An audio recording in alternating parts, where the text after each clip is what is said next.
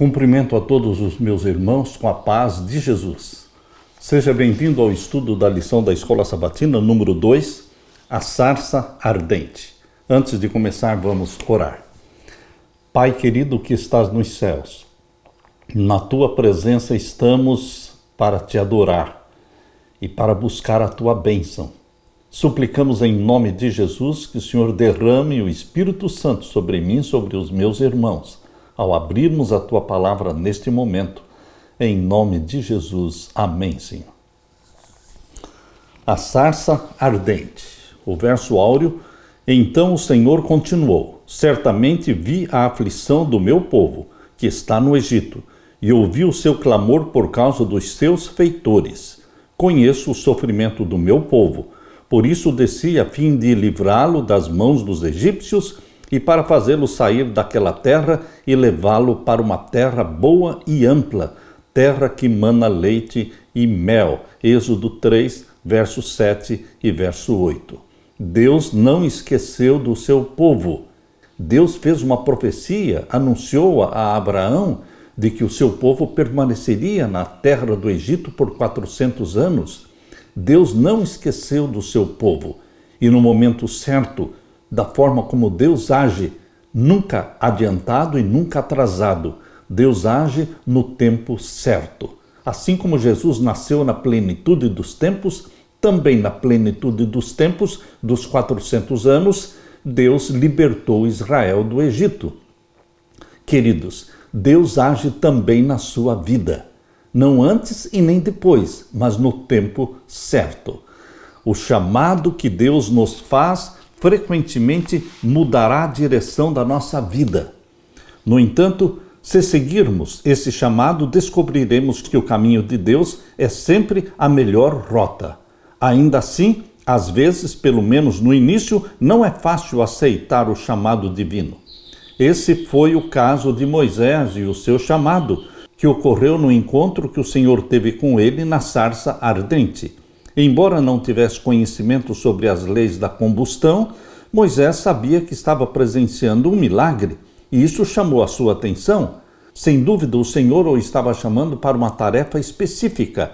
A questão era: será que ele atenderia ao chamado, não importando a mudança drástica que isso traria para a sua vida? No início, Moisés não recebeu muito bem essa nova realidade.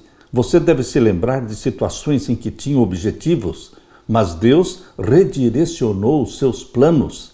Podemos servir a Deus de muitas maneiras, mas seguir ao chamado de Deus e fazer o que Ele deseja é o caminho para uma existência satisfatória e feliz. Isso não é fácil.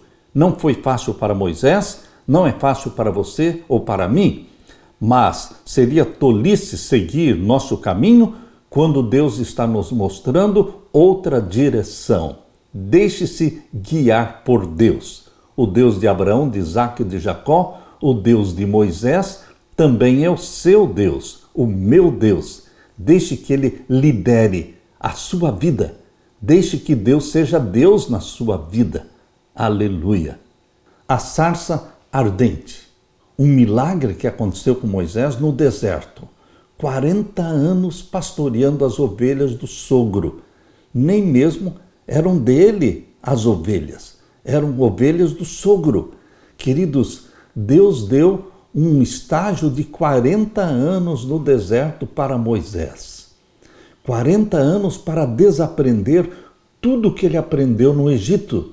No Egito ele aprendeu a autoconfiança para ser faraó, a autoconfiança, mas agora 40 anos para aprender a autodesconfiança, entender que sem Deus somos nada. Depois que Moisés fugiu para Midian, ele teve uma vida relativamente fácil, cômoda, porque ele se casou com uma das filhas de Jétro, teve 2 filhos, Gerson e Eliezer, e fazia parte da família de Jétro.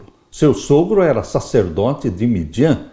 Moisés passou 40 anos tranquilos, sendo pastor, a mesma atividade de Davi, e desfrutando a presença de Deus, especialmente quando revelada na natureza. No entanto, Moisés não passou todo esse tempo simplesmente sentindo o aroma das flores e dos cactos do deserto. Esses anos de caminhada com o Senhor transformaram Moisés e o prepararam para a liderança. Deus também usou Moisés naquele deserto pacato para escrever, sob a inspiração divina, os 2 livros mais antigos da Bíblia, o livro de Jó, que foi o primeiro livro que Moisés escreveu, e o livro de Gênesis. Ao escrever esses 2 livros, Moisés recebeu de Deus revelações essenciais sobre o grande conflito, sobre a criação do mundo, sobre a queda de Adão e Eva, sobre o dilúvio, sobre os patriarcas e, o mais importante, o plano da salvação. Assim, Moisés teve papel fundamental em transmitir à humanidade o verdadeiro conhecimento do Criador e mantenedor e sobre o que ele faz em relação ao pecado, que causou profundos danos ao planeta. A história da salvação não faz sentido sem o fundamento crucial que, sob a inspiração de Deus, Moisés comunicou especialmente no livro de Gênesis. Abra sua Bíblia e vamos ler agora Êxodo capítulo 3. Êxodo capítulo 3, vamos ver os versos 1 até o verso 6. Aqui diz: E apacentava Moisés o rebanho de Jetro, seu sogro, sacerdote em Midian, e levou o rebanho atrás do deserto e veio ao monte de Deus, a Horebe. Perceba que Deus teve sacerdotes antes da tribo de Levi. Antes que a tribo de Levi fosse eleita como tribo sacerdotal, Deus teve um sacerdote chamado Melquisedeque, que foi contemporâneo de Abraão. E aqui está dizendo que Jetro, sogro de Moisés, também era sacerdote de Deus, sacerdote em Midian. Moisés se casou com uma das filhas de Jetro e ele se tornou pastor das ovelhas de Jetro.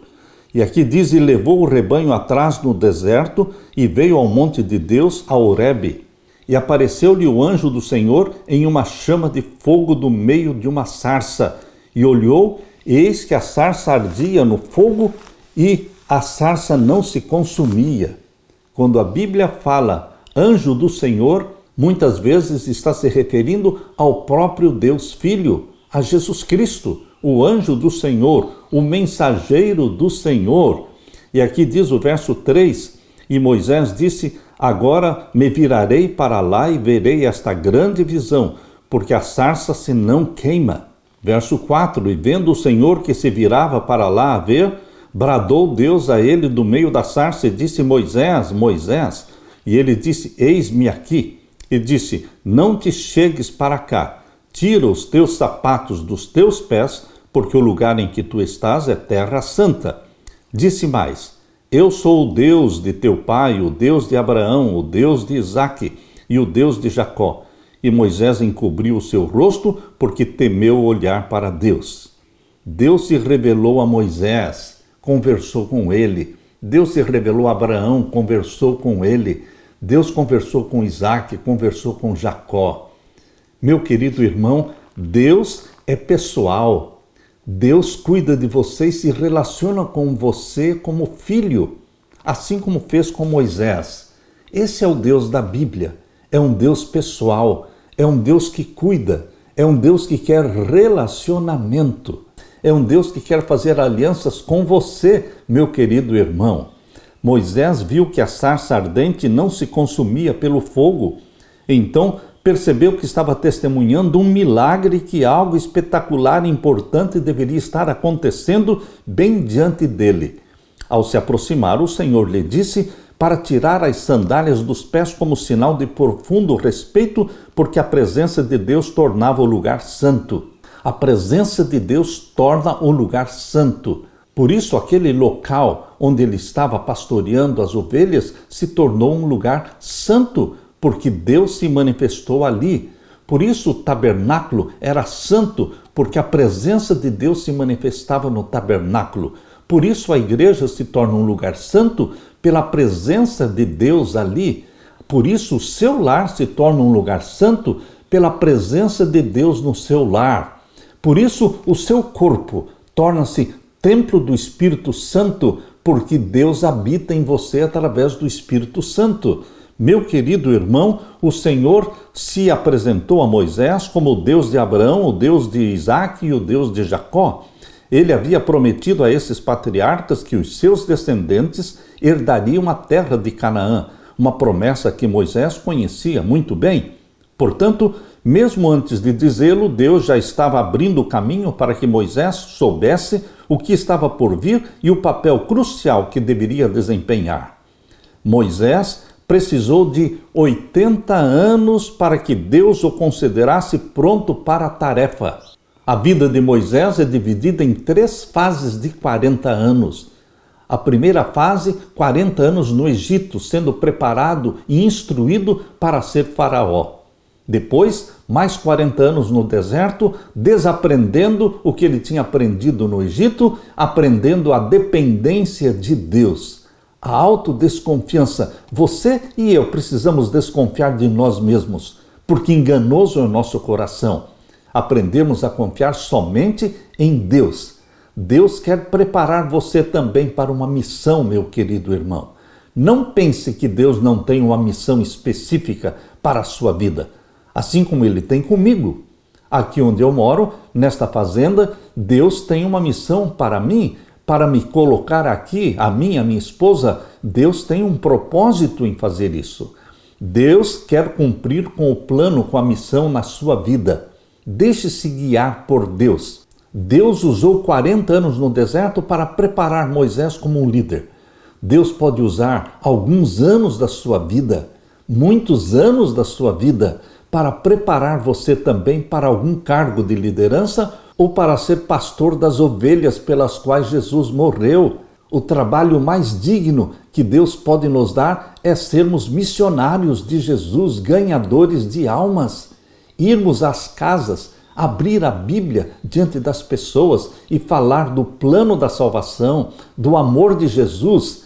Esse trabalho Deus quer que você faça. Deus o batiza com o Espírito Santo. Deus o habilita para fazer esse trabalho missionário. Deus quer se manifestar na sua vida, assim como se manifestou na vida de Moisés. Permita que Deus seja soberano e o guia na sua vida. Aleluia! Na parte de segunda-feira, o anjo do Senhor. O anjo do Senhor apareceu a Moisés numa chama de fogo no meio de uma sarça ardente, Êxodo 3:2. Quem falou com ele do meio da sarça foi o próprio Senhor Jesus.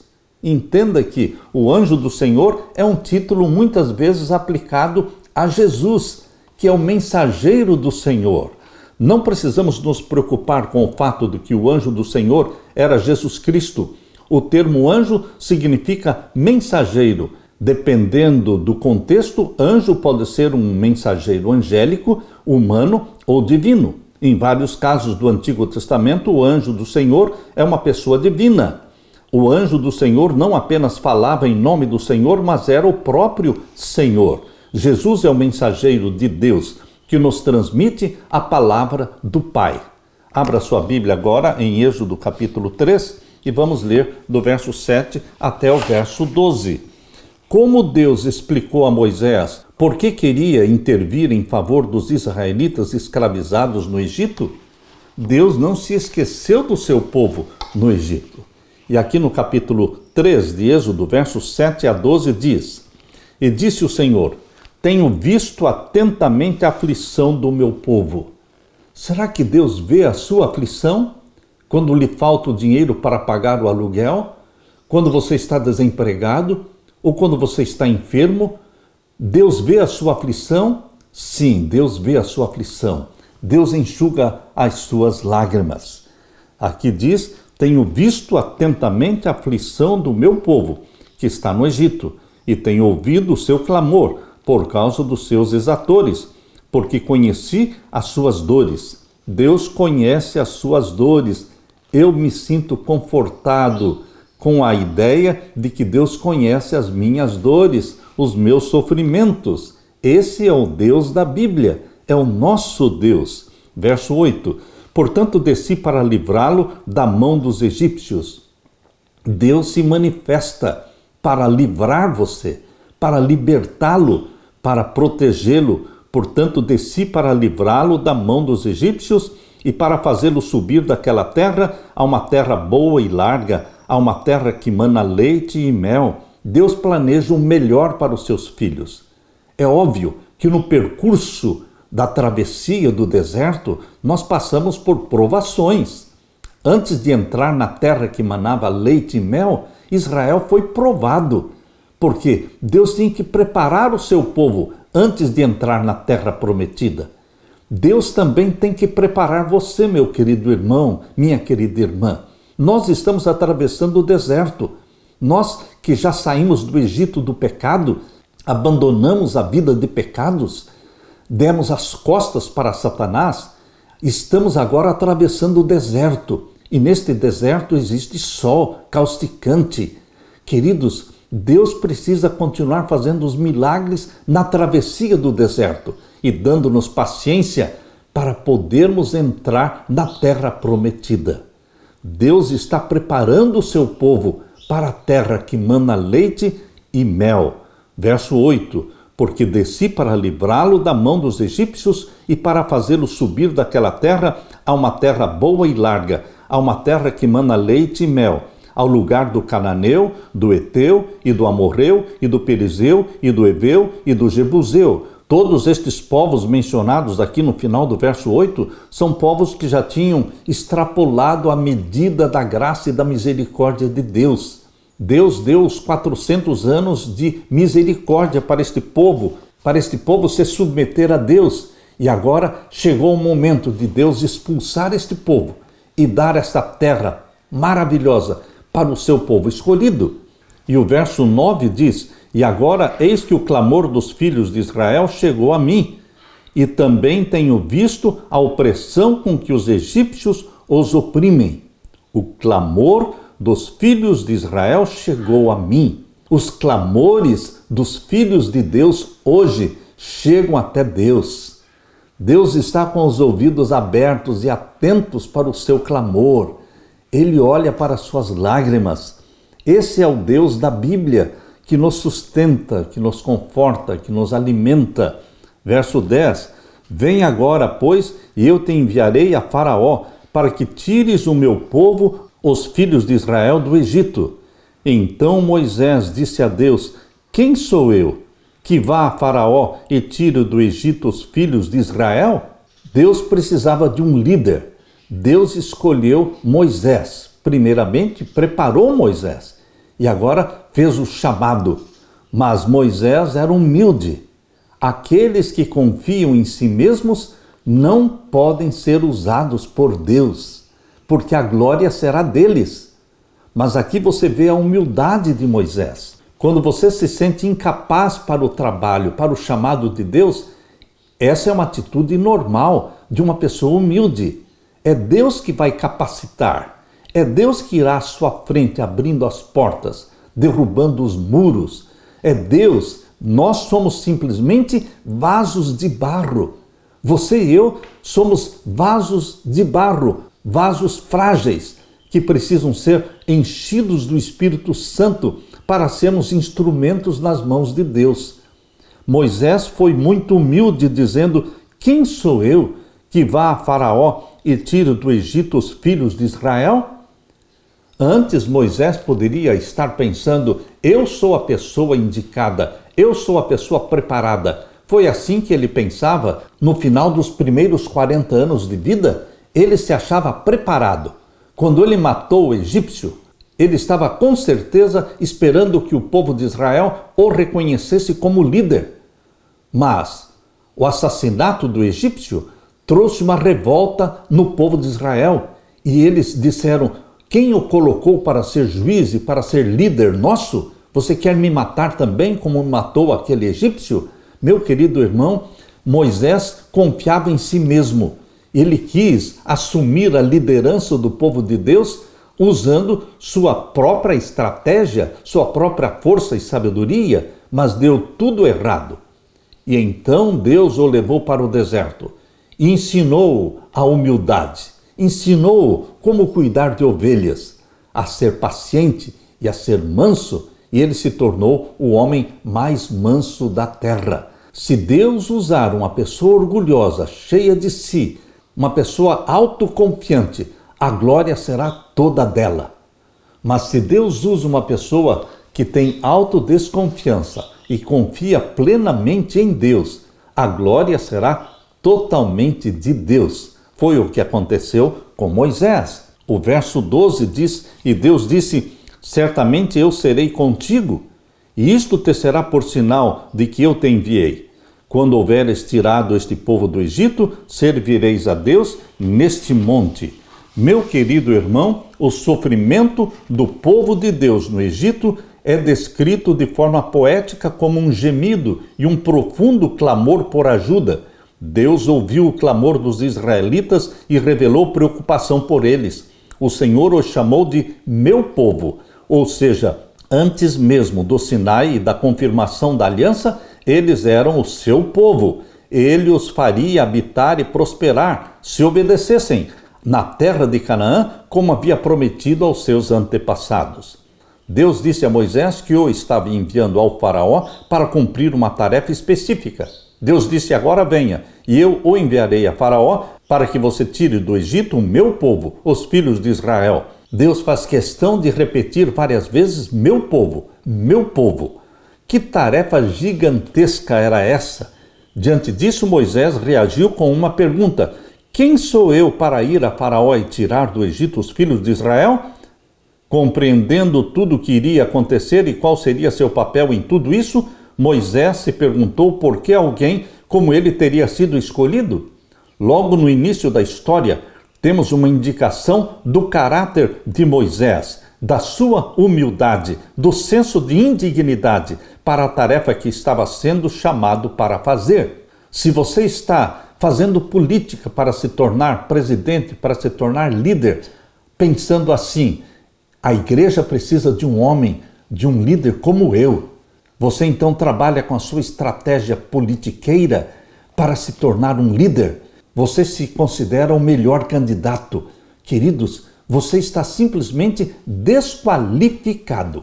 Desqualificado. Porque aqueles que são escolhidos por Deus são humildes. Elas não confiam em si mesmas. Elas não se acham aptas e preparadas para o cargo. São humildes. Como Moisés, elas dizem, quem sou eu? Mas, queridos, o Espírito Santo habita naquele que é chamado. O Espírito Santo habilita aqueles que são chamados. Por que a humildade e o senso da nossa própria indignidade são essenciais para quem deseja seguir o Senhor e fazer a sua vontade? Porque Deus só pode usar pessoas humildes. Deus só pode usar aqueles que desconfiam de si mesmos. Deus só pode usar as pessoas que são fracas aos seus próprios olhos, incapazes aos seus próprios olhos, porque é Deus que fará o milagre de revesti-lo de poder, habitar em você, habilitá-lo para a sagrada missão de Deus. Meu querido irmão, o anjo do Senhor é Jesus Cristo. Ele se dirige a você, ele se manifesta a você, ele tem um chamado para você também. Talvez não seja libertar Israel do Egito, mas, com certeza, a missão de Deus para mim e para você é libertar almas preciosas do Egito do pecado, libertar as pessoas do Egito do pecado, conduzi-las ao Salvador, ao Cordeiro de Deus que tira o pecado do mundo, salvar estas pessoas para que elas sejam conduzidas em breve, muito em breve, a Canaã celestial, ao novo céu e à nova terra. Aleluia! Na parte de terça-feira, o nome do Senhor. O nome do Senhor é algo misterioso. YHWH, o tetragrama. O tetragrama que não tem pronúncia. Todas as pessoas ficam tentando descobrir qual é a pronúncia do nome de Deus. Alguns falam que é Jeová, outros dizem que é Iavé ou Iauim. Nós não conhecemos a pronúncia do nome de Deus. Meu querido irmão, A Bíblia diz que é um tetragrama, YHWH. Mas a Bíblia diz o significado do nome de Deus. O significado do nome de Deus é Eu Sou. Ele é o grande Eu Sou. Abra sua Bíblia e vamos ler em Êxodo 3 e os versos 13 a 22. Então disse Moisés a Deus: Eis que quando vier aos filhos de Israel, e lhes disser: O Deus de vossos pais me enviou a vós, e eles me disserem: Qual é o seu nome? Que lhes direi? Eles vão perguntar o nome do Deus que me enviou. E eu vou dizer o que para o povo? Verso 14. E disse Deus a Moisés: Eu sou o que sou. Está vendo o significado do nome de Deus? Eu sou o que sou. Deus é eterno. Deus é incriado, existente por si mesmo, o eterno. Eu sou o que sou. Disse mais: Assim dirás aos filhos de Israel: Eu sou, me enviou a vós. O tetragrama YHWH tem o significado de Eu sou. Ele é o eterno. Meu querido irmão, é o Deus de Abraão, é o Deus de Moisés, é o Deus que eu adoro. Esse é o nosso Deus. Quando Jesus veio à terra, lá em João capítulo 8 e os versos 56 em diante, Jesus Cristo se declarou como o Eu Sou, o grande Eu Sou. Leia comigo João capítulo 8, versos 56 em diante. Abraão, vosso pai, exultou por ver o meu dia e viu-o e alegrou-se. E disseram-lhe, pois os judeus ainda não têm 50 anos e viste Abraão? Disse-lhes Jesus: em verdade vos digo que antes que Abraão existisse, eu sou. Veja aqui, Jesus se declarando Deus. E o verso 59, então pegaram em pedras para lhe atirarem, mas Jesus ocultou-se e saiu do templo, passando pelo meio deles, e assim se retirou. Meu querido irmão, Jesus é o Eu Sou. O Deus Pai também é o Eu Sou. YHWH é o tetragrama que se aplica ao Pai, ao Filho, ao Espírito Santo. A divindade tem um nome, YHWH. Ninguém conhece a pronúncia do nome, mas todos nós sabemos que o tetragrama se refere ao eterno, ao incriado, ao existente por si mesmo. E agora o verso 13. E Deus disse a Moisés: assim dirás aos filhos de Israel: o Senhor Deus de vossos pais, o Deus de Abraão, o Deus de Isaque, o Deus de Jacó, me enviou a vós, e este é o meu nome eternamente, este é o meu memorial de geração em geração. Interessante que Deus faz questão de repetir e repetir que Ele é o Deus de Abraão, de Isaque e de Jacó. Deus é um Deus de alianças, Deus é um Deus de relacionamento. Ele é o Deus, é o seu Deus, foi o Deus do meu pai, é o Deus do meu filho, é o Deus que se relaciona pessoalmente com você, sempre refrescando a nossa memória para que lembremos de que Ele é um Deus fiel às promessas que faz. E Ele faz questão de dizer: este é o meu nome eternamente. Ninguém consegue pronunciar o nome de Deus, YHWH, mas Deus está dizendo: este é o meu nome eternamente. O significado é Eu Sou, o Eterno. Verso 16. Vai e ajunta os anciãos de Israel e dize-lhes: o Senhor, o Deus de vossos pais, o Deus de Abraão, de Isaque e de Jacó. Novamente, Deus está referindo-se à aliança que fez com Abraão, Isaque e Jacó. Ele me apareceu. Vai e diga ao povo que este Deus apareceu a você, dizendo: certamente vos tenho visitado e visto o que vos é feito no Egito. Verso 17. Porquanto eu disse: far-vos-ei subir da aflição do Egito à terra do Cananeu, do Eteu, do Amorreu, do Perizeu, do Eveu, do Jebuseu, a uma terra que mana leite e mel.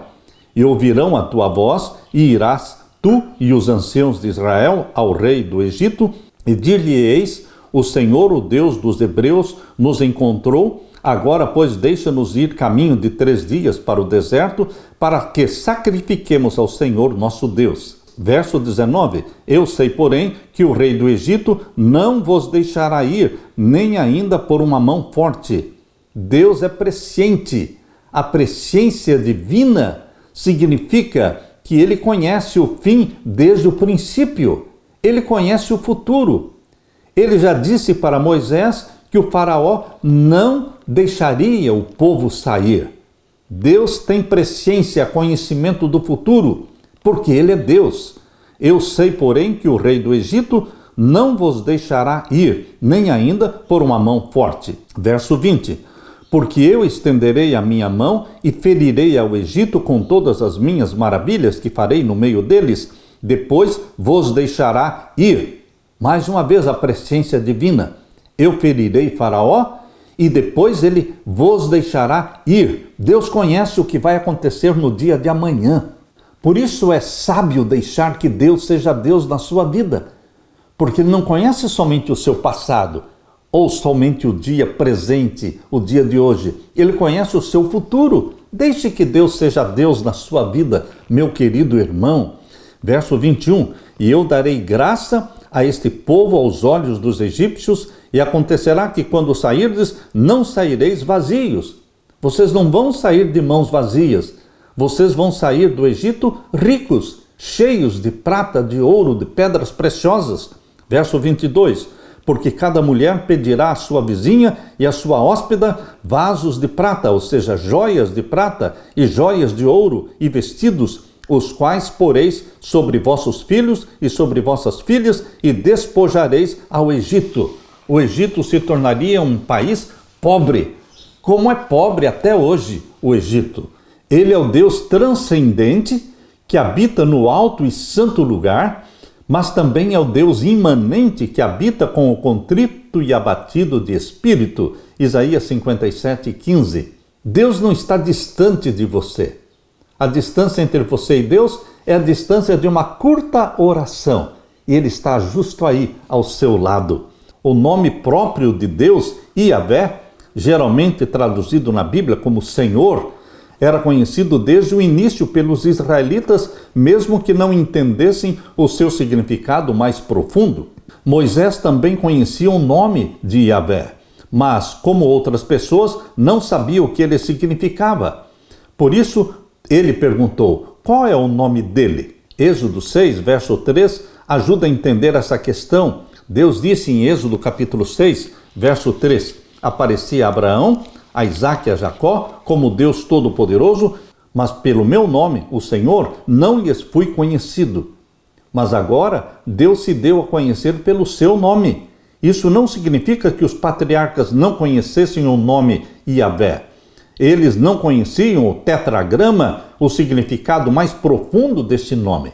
O nome Yahvé, ou tetragrama, aponta para o fato de que ele, Deus, é Deus pessoal, o Deus do seu povo, o Deus de aliança, um Deus próximo e íntimo que se envolve nas questões humanas.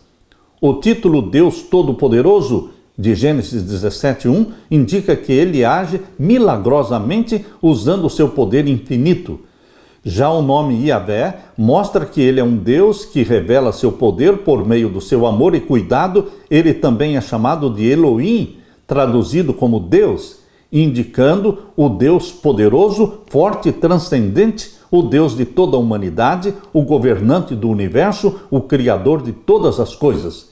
Yahvé e Elohim são nomes diferentes que revelam diferentes aspectos do seu relacionamento com os seres humanos. O importante não é saber a pronúncia do nome. O importante é saber que Deus nos ama e que o nome de Deus, mesmo sem uma pronúncia exata, é o tetragrama YHWH, e o significado, sim, ele nos deu a conhecer. Eu sou, é o eterno na minha vida. Yahvé busca proximidade, Yahvé busca intimidade com todos os que se entregam a ele. Você já teve a sua experiência com o Yahvé? Você já teve a sua experiência com o grande Eu Sou? Se você conhece a Jesus, se você o abraçou como seu Salvador, se você tem íntima comunhão com Jesus, então você tem íntima comunhão com Yahvé, o YHWH, o Eu Sou. Por isso Jesus disse em João 8,58, antes que Abraão existisse, eu sou. Que alegria sabermos que Jesus, aquele que se tornou um de nós, Salvador nosso, ele é o grande Eu Sou. Louvado seja Deus. Aleluia. Na parte de quarta-feira, 4 desculpas. Você tem desculpas para não fazer o trabalho de Deus? Lembre-se, Deus dá livre-arbítrio para todo ser humano. Você pode escolher servir a Deus ou não servir a Deus. Você pode escolher dizer sim ou dizer não para um chamado divino. Mas lembre-se que dizer não para Deus, dizer não para o Criador dos céus e da terra, traz consequências. Vamos conhecer as desculpas que Moisés deu. Abra sua Bíblia agora em Êxodo capítulo 4 e vamos ler os versos 1 até o verso 17. Vejam as desculpas de Moisés. Verso 1, Êxodo 4. Então respondeu Moisés e disse, mas eis que me não crerão, nem ouvirão a minha voz, porque dirão, o Senhor não te apareceu. Moisés estava dialogando com Deus, dizendo, o povo não vai crer em mim. Eu vou falar que o Senhor me enviou, mas eles não vão acreditar. E o Senhor lhe disse, que é isso na tua mão? E ele disse, uma vara. E ele disse, lança-a na terra. Ele a lançou na terra e tornou-se em cobra, e Moisés fugia dela. Então disse o Senhor a Moisés, estende a tua mão e pega-lhe pela cauda. E estendeu a sua mão e pegou-lhe pela cauda e tornou-se em vara na sua mão. Queridos, Deus fez milagres a Moisés para que ele acreditasse. Deus faz milagres também na sua vida. Nós não precisamos viver de milagres. Nós precisamos viver de íntima comunhão com Deus. Mas os milagres ajudam sim a fortalecer a nossa fé. E aqui diz o verso 5, para que creiam que te apareceu o Senhor, Deus de seus pais, o Deus de Abraão, o Deus de Isaque e o Deus de Jacó. Novamente, Deus está falando que ele é um Deus de aliança. Verso 6, disse-lhe mais o Senhor, mete agora a tua mão no teu seio, e tirando-a, eis que a sua mão estava leprosa, branca como a neve. E disse, torna a meter a tua mão no teu seio, e tornou a meter a sua mão no seu seio, depois tirou-a do seu seio, e eis que se tornara como a sua outra carne. Ou seja, Deus fez o milagre da vara, que se tornou em cobra, e depois voltou a ser vara. Deus fez o milagre da mão, que ficou leprosa e depois foi curada. Deus fez milagres para fortalecer a fé de Moisés. Verso 8, e acontecerá que se eles te não crerem, nem ouvirem a voz do primeiro sinal, crerão a voz do derradeiro sinal. E se acontecer que ainda não creiam a estes 2 sinais, nem ouçam a tua voz, tomarás das águas do rio e as derramarás na terra seca, e as águas que tomarás do rio tornar-se-ão em sangue sobre a terra seca. Então disse Moisés ao Senhor, Senhor, eu não sou homem eloquente, nem de ontem, nem de anteontem, nem ainda desde que tens falado ao teu servo, porque sou pesado de boca e pesado de língua. Mais uma desculpa. Eu não sou eloquente, eu não sei falar. Meu querido irmão, Moisés disse que ele era pesado de língua.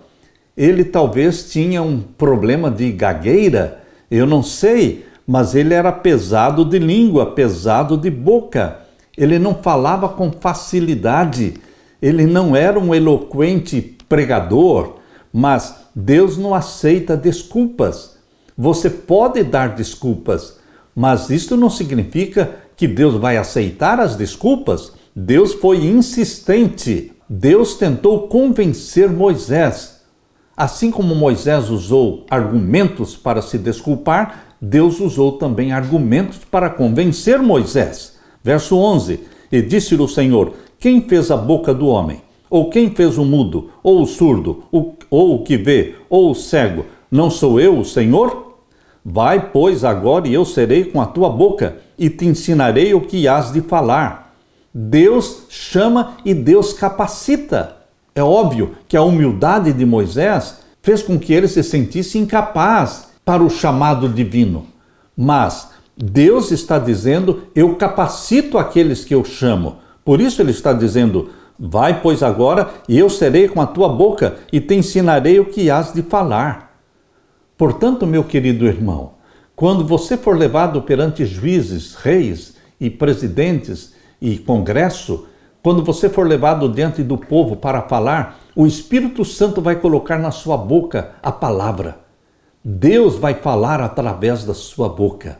Quando você está pregando a mensagem de Deus, é o Espírito Santo que está falando. Você entende isso? Você se torna um canal de bênção.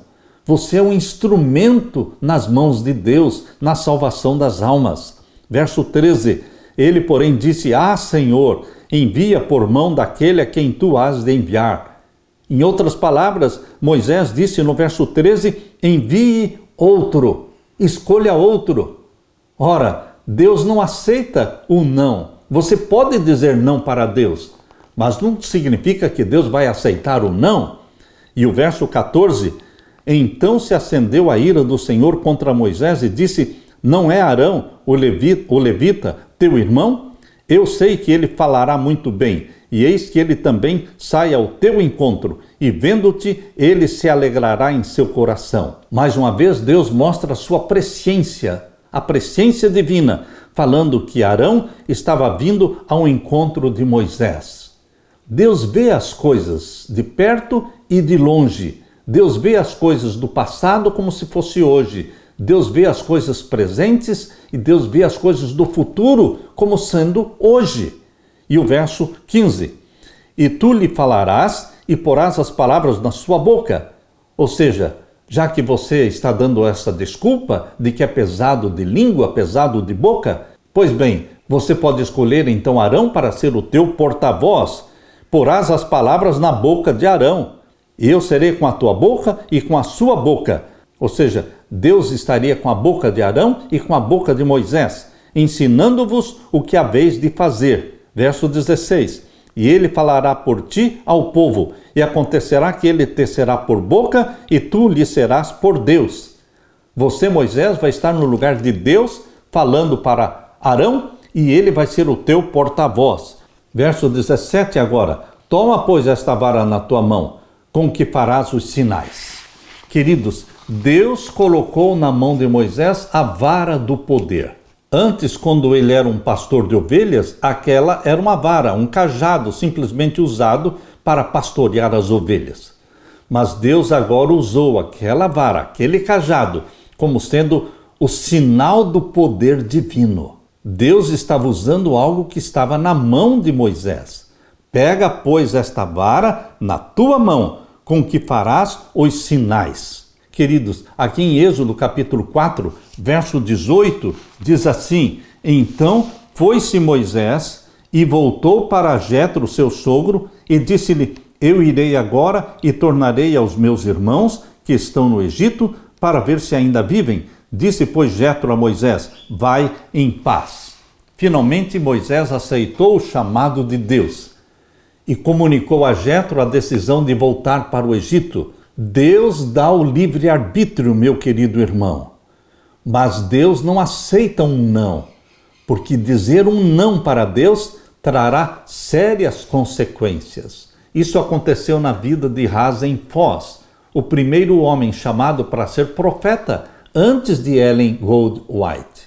Queridos, Rasen-Foss recebeu a visão de Deus e disse não. Deus insistiu com ele e ele continuou dizendo não.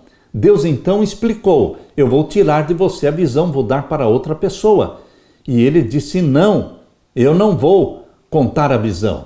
Finalmente Deus retirou de Rasen-Foss o dom e deu para Ellen Gold Harmon, que depois se tornou conhecida como Ellen Goldwhite, porque se casou com Tiago White. Rasen-Foss se sentiu um homem perdido.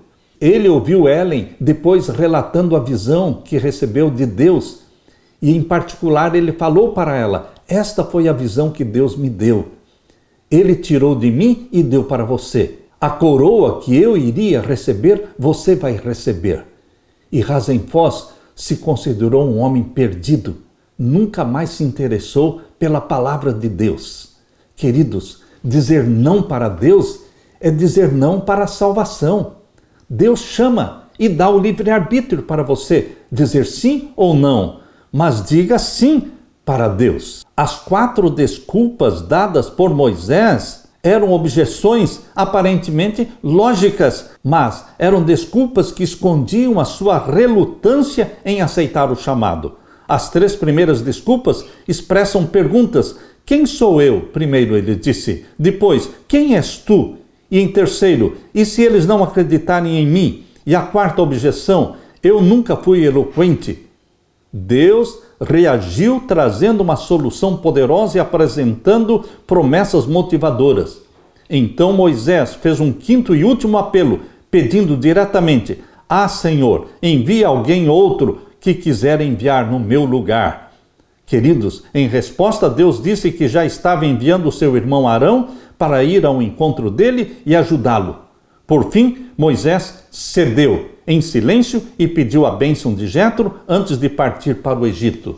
Meu querido irmão, graças a Deus, Moisés aceitou o chamado de Deus e se tornou o grande líder de Israel, o legislador, aquele que escreveu os 5 primeiros livros da Bíblia e mais o livro de Jó.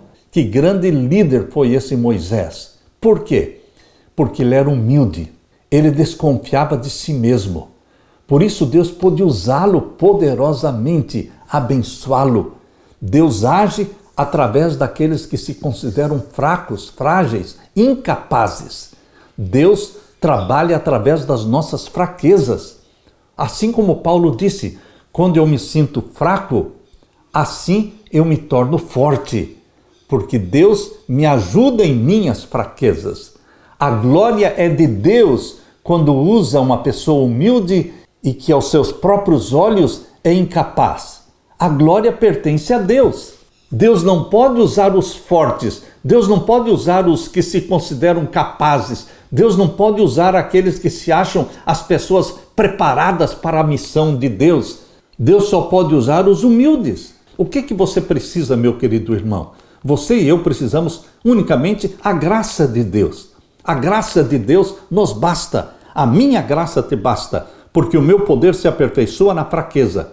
Quando você se reconhece fraco, frágil, Deus pode agir por seu intermédio, porque assim a glória toda será de Deus. O meu poder se aperfeiçoa na fraqueza. De boa vontade, pois, me gloriarei nas minhas fraquezas, para que em mim habite o poder de Cristo. Pelo que sinto prazer nas fraquezas, nas injúrias, nas necessidades, nas perseguições, nas angústias, por amor de Cristo, porque quando estou fraco, então sou forte. Quando você se sente fraco, incapaz, então você se torna forte, porque o Espírito Santo habita em você e o habilita, e a glória é de Deus. Aleluia! Na parte de quinta-feira, a circuncisão. Vamos ler Êxodo capítulo 4 e os versos 18 a 31. Como entender essa história estranha relatada aqui sobre a circuncisão do filho de Moisés? Vamos ler Êxodo 4, 18 a 31. Então foi-se Moisés e voltou para Jetro, seu sogro, e disse-lhe: Eu irei agora e tornarei a meus irmãos que estão no Egito para ver se ainda vivem. Disse, pois, Jetro a Moisés: Vai em paz. Disse também o Senhor a Moisés em Midian: Vai, volta para o Egito, porque todos os que buscavam a tua alma morreram. Tomou, pois, Moisés sua mulher e seus filhos e os levou sobre um jumento e tornou à terra do Egito. E Moisés tomou a vara de Deus na sua mão. E disse o Senhor a Moisés: Quando voltares ao Egito, atenta que faças diante de Faraó todas as maravilhas que tenho posto na tua mão, mas eu endurecerei o seu coração, para que não deixe ir o povo. Então dirás a Faraó: Assim diz o Senhor, Israel é meu filho, meu primogênito. Israel, ou seja, Jacó, não era o primogênito era Esaú, mas Deus escolheu Jacó como primogênito. Verso 23, Eu te tenho dito, deixa ir o meu filho, para que me sirva, mas tu recusaste deixá-lo ir. Eis que eu matarei o teu filho, o teu primogênito. E aconteceu no caminho, numa estalagem, que o Senhor o encontrou e o quis matar. Então Zípora tomou uma pedra aguda e circuncidou o prepúcio do seu filho, e o lançou a seus pés e disse, certamente me és um esposo sanguinário. E desviou-se dele. Então ela disse, esposo sanguinário, por causa da circuncisão. Disse também o Senhor a Arão, vai ao encontro de Moisés ao deserto. E ele foi, e encontrou-se no monte de Deus, e beijou-o. E denunciou Moisés a Arão todas as palavras do Senhor que o enviara, e todos os sinais que lhe mandara. Então foram Moisés e Arão, e ajuntaram todos os anciãos dos filhos de Israel, e Arão falou todas as palavras que o Senhor falara a Moisés, e fez os sinais perante os olhos do povo. E o povo creu, e ouviram que o Senhor visitava os filhos de Israel, e que via sua aflição, e inclinaram-se e adoraram. Queridos, muitas pessoas ficaram chocadas ao lerem que depois que Moisés obedeceu a Deus e começou a sua jornada de volta ao Egito, o Senhor o encontrou no caminho e procurou matá-lo. Pelo contexto da história, fica claro que a questão era a circuncisão. O filho mais novo de Moisés não havia sido circuncidado, como exigia a aliança com Abraão, conforme diz Gênesis 17, versos 10 e 11. Moisés, como líder do povo de Deus, precisava mostrar sua perfeita submissão e obediência ao Senhor, a fim de ser qualificado para levar a outros a serem também obedientes. Ele tinha que ser um modelo de entrega completa a Deus. Sua esposa Zípora era uma mulher de ação e circuncidou seu filho para salvar a vida do seu marido. Ela tocou em Moisés com o prepúcio cheio de sangue, e esse sangue representa expiação, vida e confirmação da aliança. O fato de que a circuncisão tinha sido feita rapidamente aumentou o drama da situação. Podemos aprender uma lição importante com esse episódio. Jamais devemos deixar de fazer o que sabemos ser correto. Luz dada por Deus é uma luz que ele vai cobrar. No caminho, quando vinha de Midian, Moisés recebeu uma advertência assustadora e terrível do desagrado do Senhor. Um anjo lhe apareceu de maneira ameaçadora, como se fosse destruí-lo imediatamente. Nenhuma explicação havia sido dada. No entanto, Moisés se lembrou de que havia desatendido a uma das ordens de Deus. Negligenciara efetuar o rito da circuncisão em seu filho mais novo. Deixara de fazer a condição pela qual seu filho poderia ter direito às bênçãos da aliança de Deus com Israel, e tal negligência por parte do dirigente escolhido de Israel diminuiria a força dos preceitos divinos sobre o povo, enquanto vivesse negligenciando um dever conhecido. Perceba, Deus dá uma luz e espera que ela seja obedecida. Quando nós negligenciamos o cumprimento de um dever conhecido, assim como Moisés, não estaríamos livres de perigo, pois Deus não pode proteger com seus anjos pessoas que estão desobedecendo ordens conhecidas. Deus dá a luz e Deus cobra a luz dada. Deus não exige de você nada que ele já não tenha dado antes. Por isso, meu querido irmão, minha querida irmã, a Igreja Adventista do Sétimo Dia, que tem a Bíblia como regra de fé e prática, e que recebeu a iluminação do Espírito de profecia, mais de 50 livros escritos por Ellen White, profetisa de Deus. Deus nos deu luz abundante, a luz maior, que é a palavra de Deus, e a luz menor, que é o Espírito de profecia. Deus nos deu luz abundante, mas Deus espera de você obediência. Viver segundo a luz dada por Deus. Existe muita negligência à luz dada por Deus, porque o povo de Deus não tem dedicado tempo para estudar a luz maior, que é a Santa Bíblia, e não tem dedicado tempo para estudar e ler também os livros da luz menor, o Espírito de profecia. Queridos, Deus nos deu a reforma da saúde. A reforma da saúde faz parte da luz abundante dada por Deus. E Deus quer que você entenda que o seu corpo é templo do Espírito Santo. A reforma da saúde precisa ser aplicada na sua vida, na minha vida. Vivemos em santidade no pensamento e em santidade em nosso corpo. O que nós comemos e bebemos tem tudo a ver com a nossa santidade. Deus não se esqueceu de Moisés, embora ele tenha sido tentado a duvidar do chamado de Deus. Durante os primeiros 40 anos de vida lá no Egito, quando ele foi preparado para ser faraó, ele teve conhecimento do chamado de Deus para ser o libertador de Israel, mas ele tinha que aprender a desconfiar de si mesmo. Por isso Deus o conduziu para o deserto, para que durante 40 anos ele aprendesse a confiar unicamente em Deus. E durante esses 40 anos no deserto, ele pensou que Deus tinha se esquecido dele, que Deus não tinha mais uma missão para ele, mas Deus simplesmente estava preparando Moisés, preparando-o para o cargo de liderança. Deus chama, Deus prepara, Deus tira os nossos defeitos, Deus nos convence da nossa incapacidade e Deus nos convence do poder divino à nossa disposição. Hoje nós conhecemos a história de Moisés completa, mas coloque-se no lugar de Moisés.